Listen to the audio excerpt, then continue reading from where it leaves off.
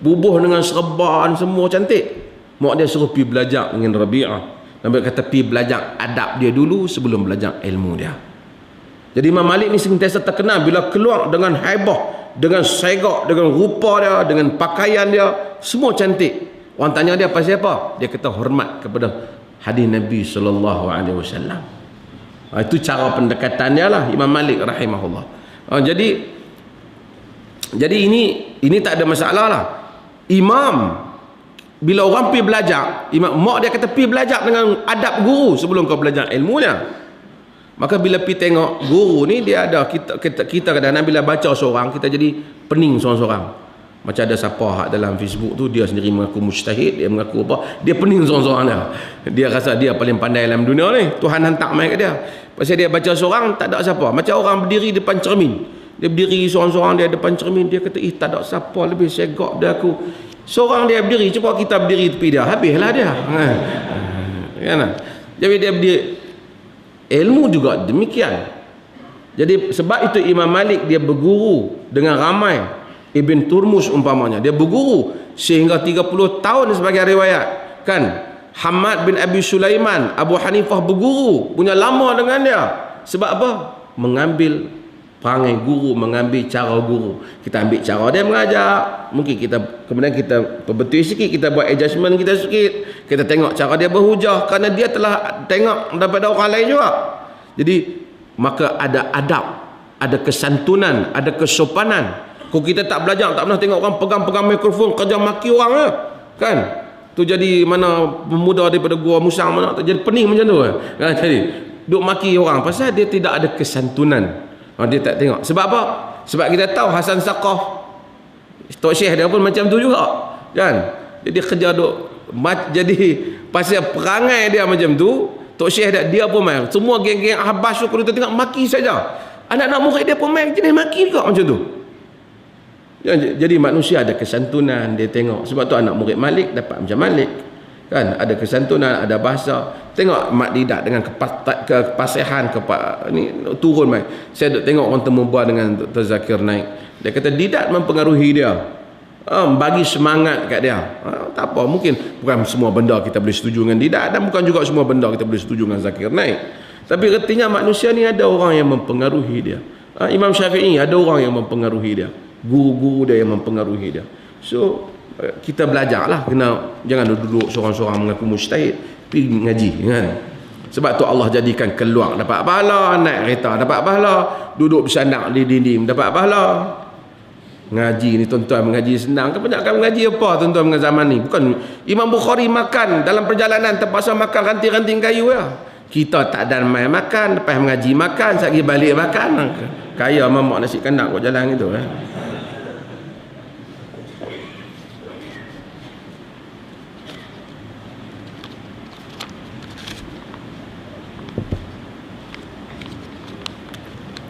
Ustaz dek kata belajar kat Jordan mazhab Imam Malik. Imam Malik tak ada kat Jordan. Balik dia kembali pada Imam Syafi'i. Sebab dia pandai. Yang tak ubah semuanya sebab mereka bodoh. Dia kata dia pandai. Boleh lah. Pandai kena kah? Ya.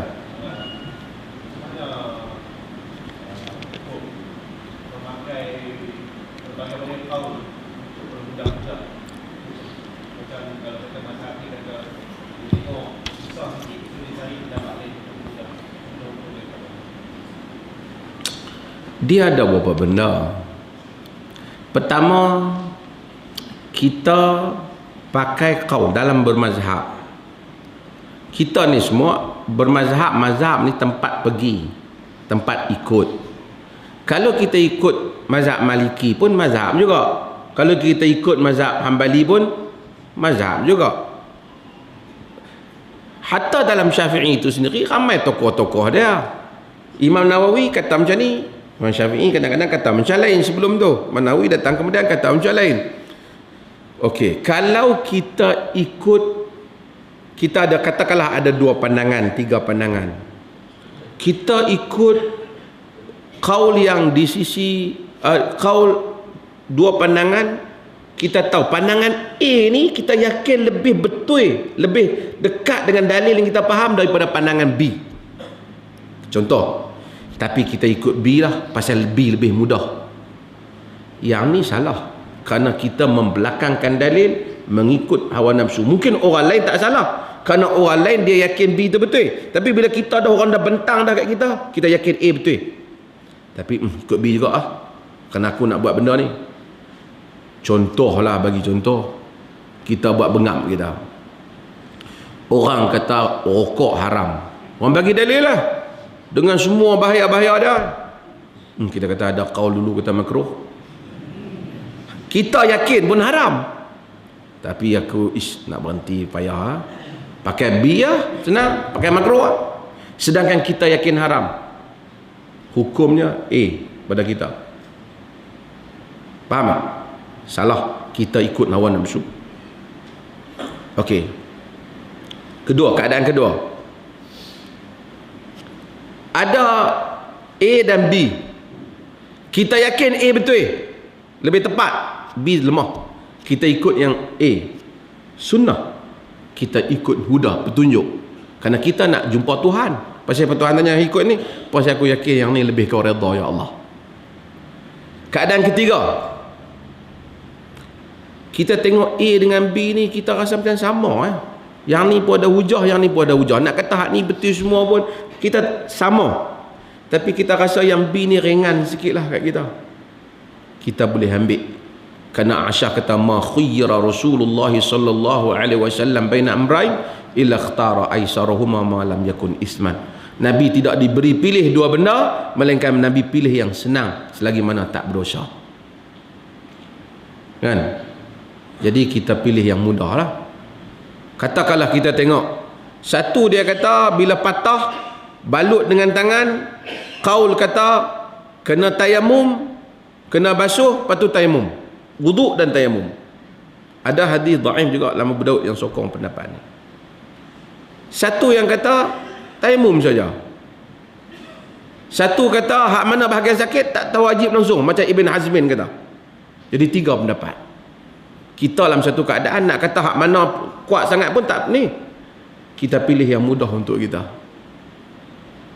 kerana kita tengok kepada tabiat agama. Agama ni apabila keadaan susah ittasa', idza dhaqal amr ittasa'.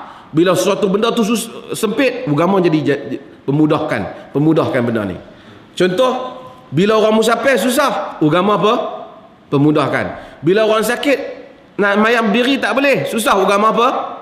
Pemudahkan, dia ringankan. Tapi bila kita tengok benda tak ringan, orang sihat, orang biasa tak musafir, semayang sehari 5 waktu, kan? Orang musafir kena semayang 10 sebab hormat waktu. Semayang atas kat terbang satu, turun bawah buat lagi satu, jadi 10 lah. Kalau kena sehari semalamnya kapal terbang, pergi ke Los Angeles ke apa, lepas tu semayang turun bawah nak kena buat pula, tu tak apa lagi, kena yang angkasawan pi tu kacau, balik sebulan nak main qada hak tu semayang semua hormat waktu atas tu. Tak pernah syabah dengan tabiat agama. Agama ni bila susah dia pemudahkan, ni bila susah lagi jadi susah. Umpamanya kita pilih, walaupun ini bukan qaul mazhab kita, tapi kita pilih berdasarkan tabiat agama tu. Orang demam, orang sihat, ambil wudu, semayang. Kawan patah, ambil wudu, tayamum, baru boleh semayang. Jadi susah balik jadi susah balik, kan?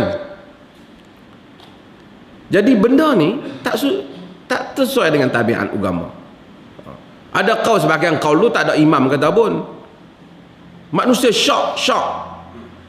Agama ni asal sesuatu itu bersih umpamanya, sehingga terbukti najis, bukan asal najis. Kerana bumi ni semuanya bersih. Baju kita gantung, lepas tu kita nak 2 hari duduk biak situ, betul nak main pakai balik semayang,